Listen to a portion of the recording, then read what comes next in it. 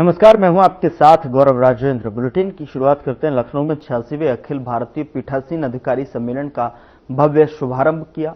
बता दें कि जिसमें लोकसभा अध्यक्ष, यूपी की राज्यपाल और यूपी विधानसभा अध्यक्ष समेत कई गणमान्य लोग शामिल हुए।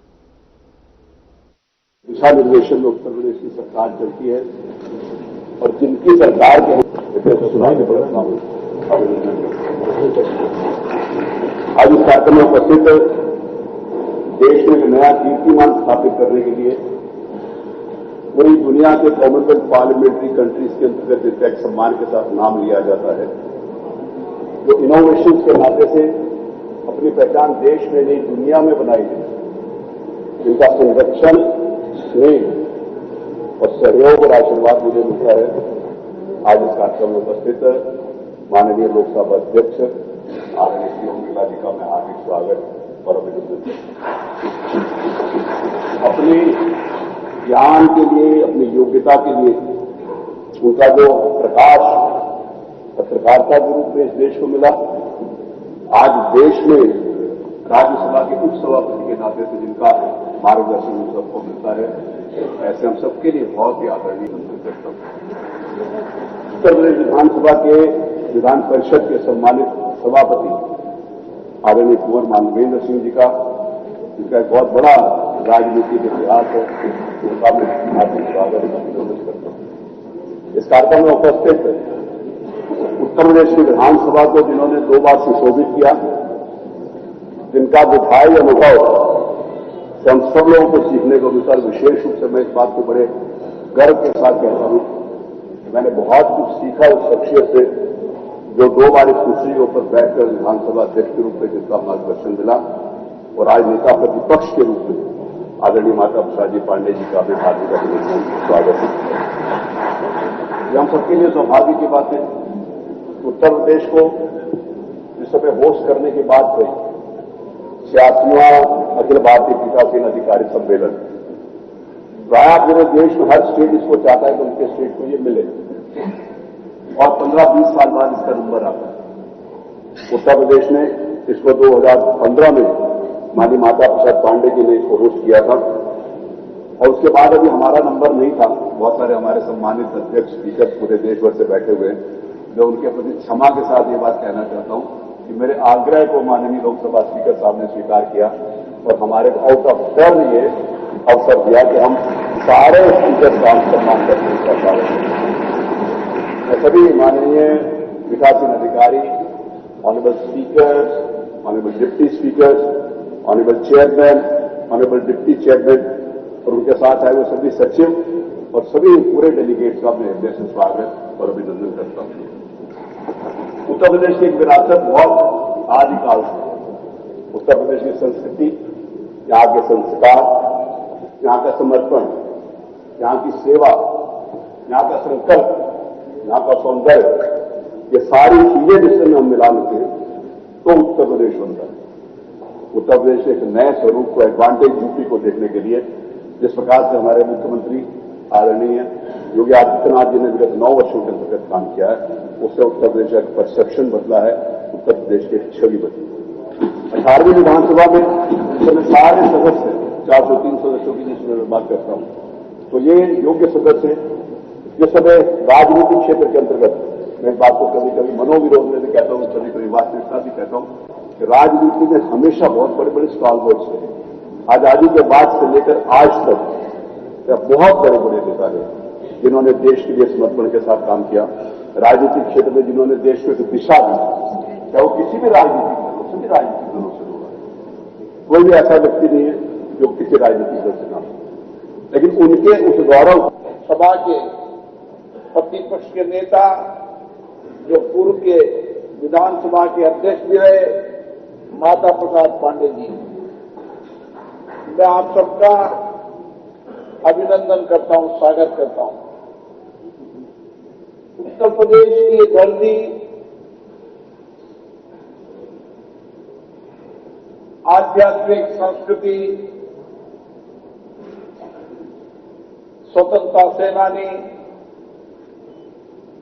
और राजनीतिक चेतना की धरती है। दुनिया के अंदर सबसे बड़ा प्रदेश और बड़े से बड़े देश की आबादी जो उतना बड़ा प्रदेश है उत्तर प्रदेश, जो आजादी के आंदोलन के प्रथम नायक के रूप में भी रहा। यहां आध्यात्मिक ऊर्जा भी है, सांस्कृतिक चेतना भी है और यहां से नई राजनीतिक ऊर्जा भी मिलती है। और इसी पीठासीन अधिकारी के सम्मेलन में हम सब अलग अलग राज्यों के विधानमंडल के संरक्षक हैं,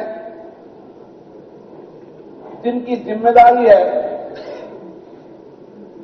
विधानमंडलों की विशेषणत्व की, गरिमा की, प्रभावशालीता की। इसलिए सम्मेलन जिस धरती पर हो रहा है, हम नई ऊर्जा लेकर जाएं। आने वाले समय में हमारे लोकतांत्रिक संस्थाओं के भविष्य, उनकी प्रतिष्ठा मर्यादा बढ़े, इसके लिए हम 2 दिन तक यहां पर चर्चा करेंगे। 2015 में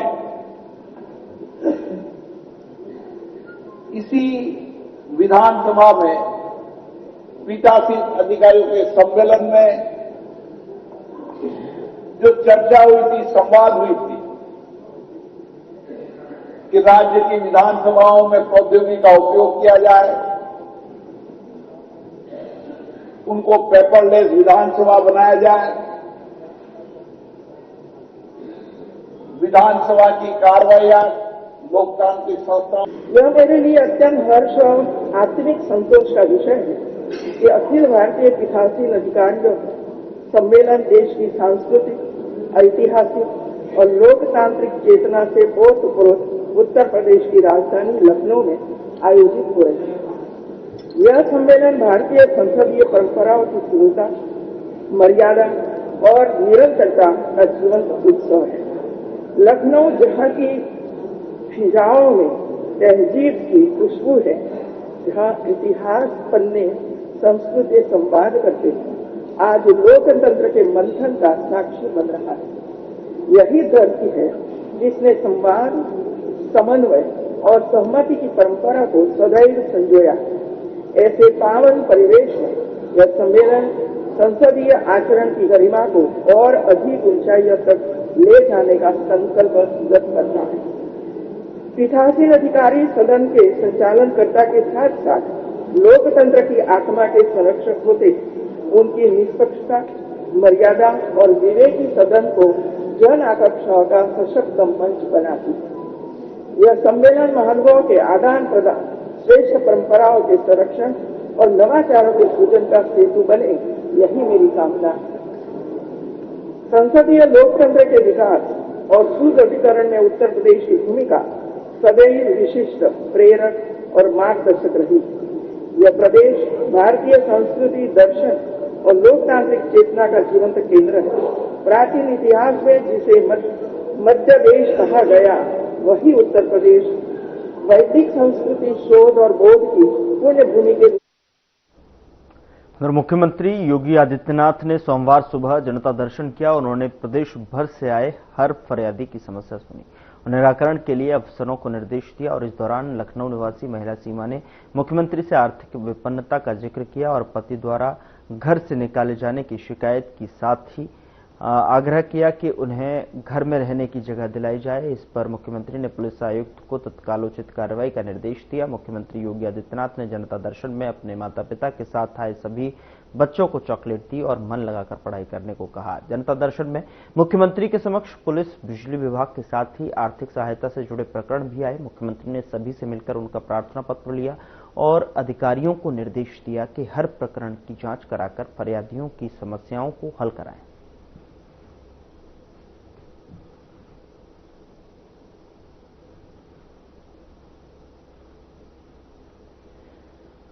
सूबेदार मेजर द्वारा थाना इकोटेक 3 पर सूचना दी गई कि अभियुक्त तारिक अनवर वर्तमान तैनाती कमांडेंट ग्रेटर नोएडा और उसकी पत्नी अभियुक्ता रिम्पा खातून द्वारा रिम्पा खातून के रिश्तेदार की लड़की को बिना वरिष्ठ अधिकारीगण की अनुमति से अपने आवास पर रखा गया।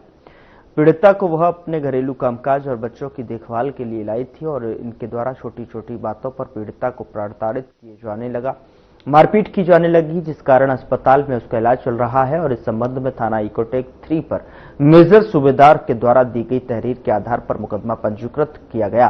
थाना इकोटेक 3 पुलिस द्वारा तत्काल कार्रवाई करते हुए अभियुक्त तारिक अनवर और उसकी पत्नी रिया खातून को गिरफ्तार कर लिया गया है।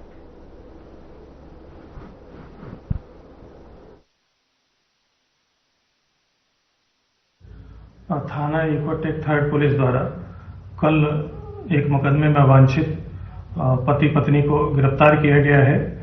ये तारिक अनवर नाम का एक कांस्टेबल जो केंद्रीय रिजर्व पुलिस बल ग्रेटर नोएडा में तैनात है, उसके द्वारा अपने रिश्तेदार की लड़की जिसकी उम्र लगभग 10 वर्ष है, उसे घरेलू सहायक के तौर पे पश्चिम बंगाल से लाया गया था, जिसके साथ मारपीट की गई।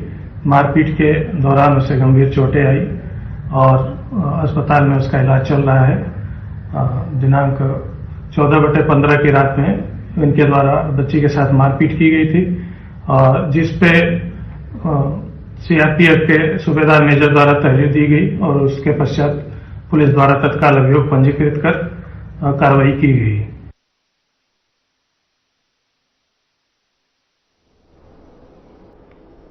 यहाँ रुक रहे एक छोटे से ब्रेक के लिए। ब्रेक के उस पार खबरों का सिलसिला लगातार जारी है।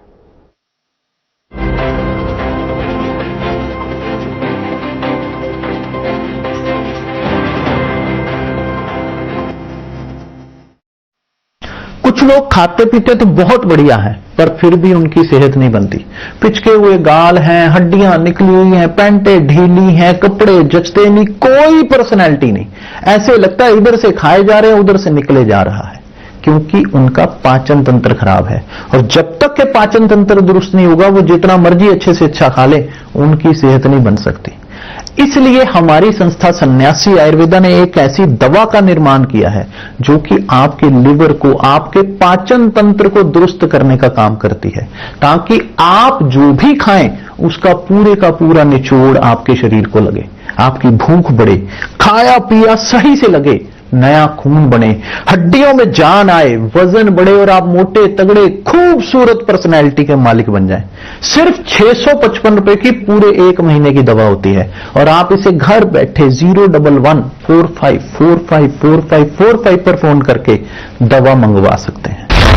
कभी खेलों के मानचित्र पर उत्तर प्रदेश सिर्फ संभावनाओं का नाम था, पर 2017 के बाद संभावनाएं संरचना बनी। जनपदों में स्टेडियम, ब्लॉकों में मिनी स्टेडियम और गांव में मैदान। खेल अब शहरों तक सीमित नहीं रहे, अंतर्राष्ट्रीय इवेंट्स उतरे। खेलो इंडिया, यूनिवर्सिटी गेम्स, मोटो जीपी, डेविस कप, बैडमिंटन से लेकर खो खो तक उत्तर प्रदेश अब मेजबान भी है और दावेदार भी। प्रतिभाओं को मिला मंच, प्रशिक्षण और सम्मान। आज उत्तर प्रदेश खेलों में सिर्फ भाग नहीं लेता, दिशा तय करता है। ये है बदलाव की कहानी, मेहनत की पहचान और भविष्य की स्वर्णिम उड़ान। ये है आत्मविश्वास, लगन और विजय का गूंजता संदेश। ये है नया उत्तर प्रदेश।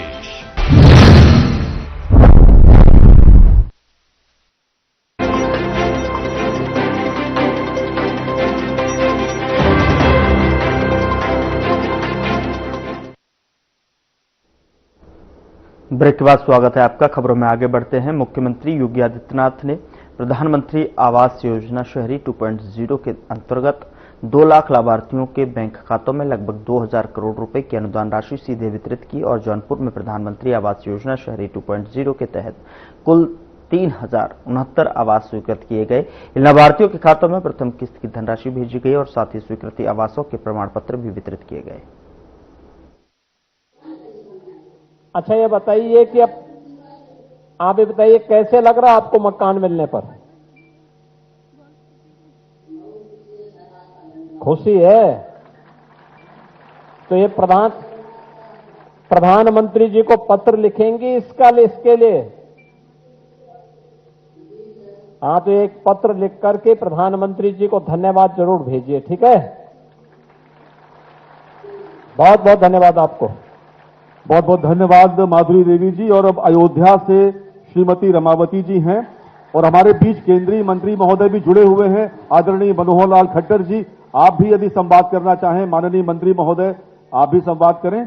अयोध्या से श्रीमती रमावती जी, अयोध्या जी। हाँ, नमस्ते रमावती जी, आप बताइए, आपको मकान इससे पहले नहीं मिल पाया था? नहीं सर। और आपके पास अपना मकान भी नहीं था? जी सर, पार्थिव संपत्ति थी सर, कपड़े का घर था सर, गिर गया था, आप उसी में 3 सेट लगा के सर रहते हैं। अच्छा, ये बताइए कितने परिवार में कौन कौन लोग हैं? सर हम दोनों लोग हैं, एक बेटी है 10 साल की।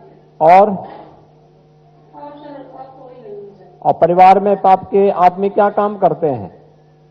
सर गाड़ी चलाते हैं प्राइवेट। अच्छा, तो इसमें अब मकान बनने से आपको कैसा लगा? सर बहुत अच्छी बात है सर, मेरे ऊपर अच्छा कार्य है, आपसे आपका आशीर्वाद है सर। अच्छा, ये बताइए कि मकान बनाने की आपके मन में कभी इच्छा नहीं थी कि आपका अपना मकान हो, पक्का मकान हो?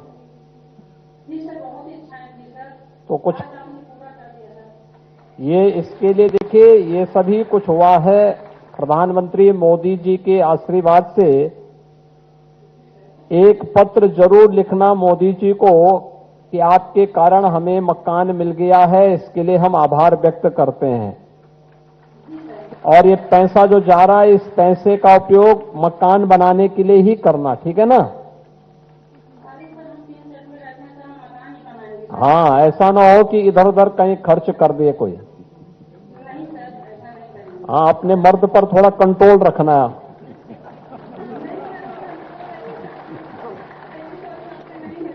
हाँ हाँ, ठीक है ठीक है, अच्छी बात है। लेकिन होता क्या है कि अक्सर जब पैसा का मिलता है तो कुछ मर्द ऐसे होते हैं जो शराब में खर्च कर देते हैं। हाँ, तो आप देखिए, उस संभाल करके और इस पैसे का उपयोग उसी में करना, ठीक है? आपको बहुत बहुत बधाई, बहुत बहुत बधाई। अयोध्या से अब हम चलते हैं जनपद अलीगढ़ की ओर। अलीगढ़ से श्रीमती पूनम चौधरी।